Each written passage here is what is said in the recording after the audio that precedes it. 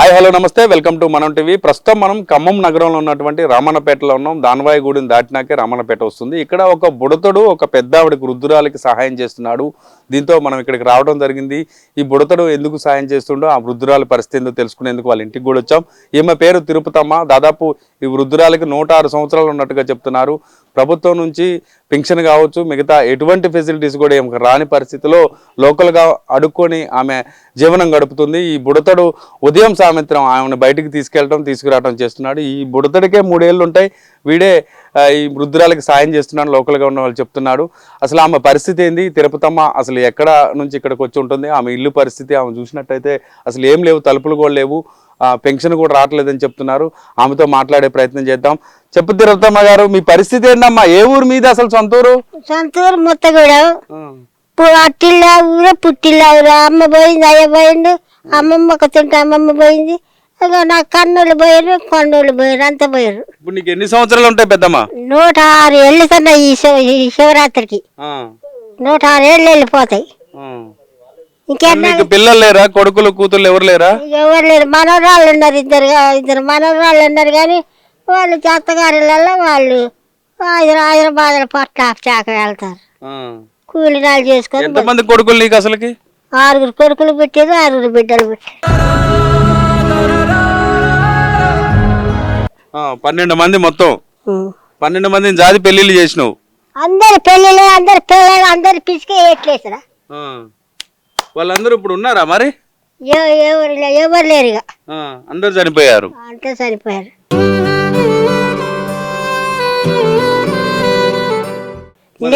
మరి ఎట్లా ఉదయం సాయంత్రం భోజనం మరి నీకు ఎట్లా వెళ్తుంది? అడక్కొచ్చుకుంటావురా?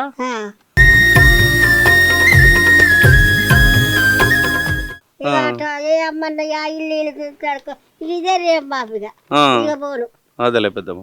మరి ఈ బుడ్డోడు నీకు వీడికి 3 ఏళ్ళు ఉంటాయి, వీడే నీకు కర్ర పట్టుకొని తిప్పుతుండు రోజు? 3వ ఏడు నీకు సాయం చేస్తుంటాడా?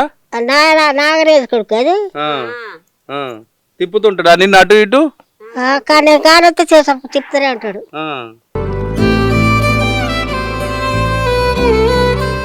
ఇప్పుడు నీకు సపోర్ట్ కి ఈ బుడ్డోడు ఒక్కడేయాడా?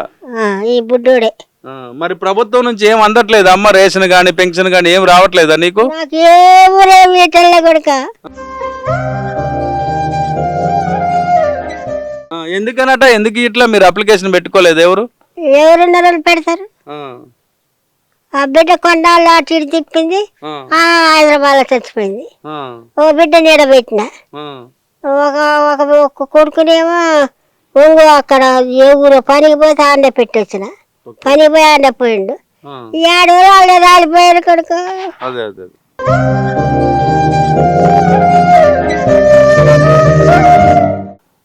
మరి పెద్దమ్మ, మీ కుటుంబ సభ్యులు ఇంకెవరు లేరా? వేరే మీ చుట్టాల్లో గానీ ఎవరు లేరా మిమ్మల్ని చూసుకోవటానికి? ఉండే ఎవరు చూస్తారు మాకు? చిన్నమ్మ కొడుకులు ఉన్నారు, పెద్దమ్మ కొడుకులు ఉన్నారు.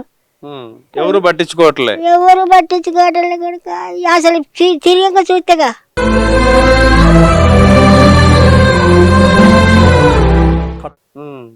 ఉన్నదా సచ్చిందని తిరిగి చూస్తేగా. మరి ఇప్పుడు ఇల్లు ఏంది అప్పుడు కట్టుకుందేనా ఇల్లు? మరి తలుపులు కూడా లేవు కదా, ఎట్లుంటడం అమ్మా? ఈడ పాములు గినక ఏం రావట్లేదు మరి? జాగ్రత్త. మన రేతి ఎందుకు ఖర్చుపోయింది? అయ్యో, ఇగో వాసింది, నెత్తి వెళ్ళింది. అట్లనే ఉంటాను మరి, ఏం చేయను. భగవంతుడి నమ్ముకున్నా ఉంటాను. ఇక భగవంతుడి దండం పెడుతున్నా ఉంటాను, ఏం చేయను మరి. ఇల్లు వచ్చిన దగ్గర నుంచి ఇట్లే ఉంటున్నావు ఇక? నాకు ఇల్లు రాలే, ఇల్లు లేదు, వాకి ఇల్లు లేదు. మొత్తం కూడా ఇల్లు ఉంటే మా మేనమామ కొడుకు ఆవరించుకుంటూ పట్టైపోయింది. అది మరి ప్రభుత్వాన్ని ఏం కోరుకుంటావమ్మా? మా ద్వారా నీకు ఏం చెప్పమంటావు ప్రభుత్వానికి నీ గురించి? మీ దయా, ఇక మీ దయా, మీ పేద పింఛను కూడా ఇటలే.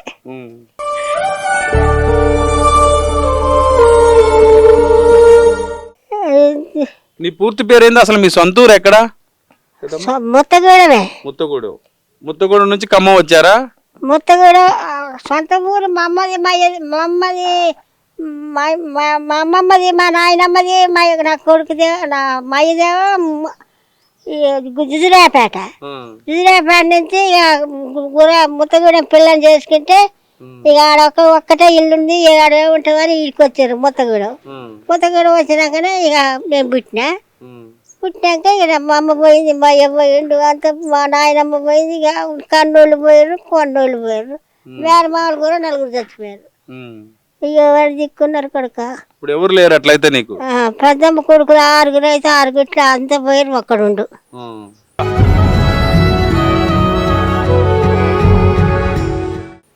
ఎవరు లేరు కొడుక. ఉదయం సాయంత్రం 2 పూట్ల పోయి తెచ్చుకుంటావా భోజనం ఇట్లా అందరిని అడుగు? ఇదే ఇక సాయంత్రం దాకా ఇదే ఇక ఉంచుకుంటే తింట.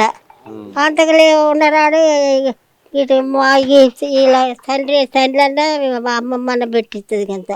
వీళ్ళు ఎవరో ఒకళ్ళు దగ్గర ఉన్న వాళ్ళు సాయం చేస్తున్నారు. సరే పెడుతున్నా ఉంటే ఆకలి అనిపిస్తున్నా. సరే నువ్వైతే ఏం దిగులు పడకు, ఏం కాదు, ఇక అయిందేదో అయిపోయింది. నీకు మంచిగా ప్రభుత్వం నుంచి అందాల్సినవి అన్ని మేము కూడా ప్రభుత్వానికి తెలియజేస్తాం మీ గురించి. అయితే నువ్వైతే ఆరోగ్యంగా ఉన్నావు కదా ఇప్పటికైతే? జాగ నొప్పి లేకుండా ఉన్నా కానీ ఈ మోకాళ్ళ నొప్పులు వచ్చినాయి. మాతలు మిగితే పోతున్నాయి, మాతలు వేసుకుంటే మాతలు వేసన్నా అక్కడ చికెన్ కొట్టమ్మనింది తురుకోళ్ళమ్మ. ఒకసారి 6-5 ఇస్తుంది చిన్నగా పోతే. ఆ నొప్పి లేచినాడల్లా వేసుకొని ఇంక నీళ్ళు తాగి పండుకుంటా. నడవలేస్తున్నావా? అటు ఇటు తిరగలేస్తున్నావా? తిరుగుతావా? అటు ఇటు తిరగలేస్తున్నావా? తిరుగుతున్నావా? నడుస్తున్నావా కొద్దిగా ఏమన్నా? గట్టినే ఇక వంగబడి ఒక ఇల్లు 2 ఇళ్ళకి పోతే ఇంత బడి తెచ్చుకొని ఇంకా అదే రేపు మాపిందంటే ఉండడానో రేపు అంటే లేనిడానో పంత. ఇది మనం చూడొచ్చు. తిరుపతమ్మ ఇల్లుకు కూడా తలుపులు లేవు, లోపలికి అనేక పురుగులు పాములు కూడా వస్తున్నాయి అని చెప్తుంది. కానీ ఆమెకి ప్రభుత్వం నుంచి పెన్షన్ కూడా ఇంతవరకు అందకపోవటం వల్ల ఆమెకి చాలా ఇబ్బంది ఎదురవుతుంది. ఉదయం సాయంత్రం కూడా ఈ రామన్నపేట గ్రామంలోనే 2-3 బజార్లు తిరిగి అడుక్కొని ఉదయం పూట అడుక్కొని అదే సాయంత్రం కూడా తిని బతుకుతున్నా అని చెప్తుంది. 106 సంవత్సరాలు ఉన్నాయి ఆమెకి. ప్రస్తుతం ఆమె నడవలేకున్నా కూడా కడుపు కోసం తిరిగి అడుక్కునే పరిస్థితి ఆమెకి వచ్చిందని చెప్తుంది. ఎవరు కూడా లోకల్గా కొంత సపోర్ట్ దొరకడం తప్ప ప్రభుత్వం నుంచి ఏమీ రాకపోవడంతో, కుటుంబ సభ్యులు కూడా ఎవరూ లేకపోవడంతో, కొడుకులు కూతుళ్ళు అందరూ చనిపోయారు. 2 మనవళ్ళు మనవరాలు ఉన్నా కూడా వాళ్ళు హైదరాబాద్లో సెటిల్ అయి ఉన్నారు. ఏమైనా పట్టించుకునే పరిస్థితి లేదు. ప్రస్తుతం ఈ ప్లేస్ కూడా వాళ్ళ రిలేషన్స్కి సంబంధించింది. ఈ జాగాలో ఈ చిన్న ఇల్లు వేసిన వాళ్ళు వదిలేశారు. దాని తర్వాత ఆమె ఇక్కడే ఉంటుంది. ప్రస్తుతం అయితే ఏమో సిచ్యువేషన్ చాలా దారుణంగా ఉందని చెప్తుంది. ప్రభుత్వం వెంటనే తనకు సహాయం అందించాలని చెప్తుంది. ఇక్కడ ఉన్నటువంటి స్థానికులు కూడా ఉన్నారు, వాళ్ళతో కూడా మాట్లాడే ప్రయత్నం చేద్దాం. చెప్పండి అమ్మా, ఎప్పటి నుంచి ఉంటుంది ఇక్కడ? చాలా నుంచి ఉంటుందండి, చాలా సంవత్సరాలు. బిడ్డ అల్లుడు ఉన్న కాడి నుంచి. ఇక ఆ బిడ్డ అల్లుడు చచ్చిపోయినా ముసలమ్మ ఈడే ఉంటుంది. దాని గురించి ఆ ఇల్లు ఉంచారు వాళ్ళు అమ్మకోకుండా. ఏడైనా బుడ్డోడే రోజు ఆమెను తీసుకురావడం తీసుకుపోవడం చేస్తాడా?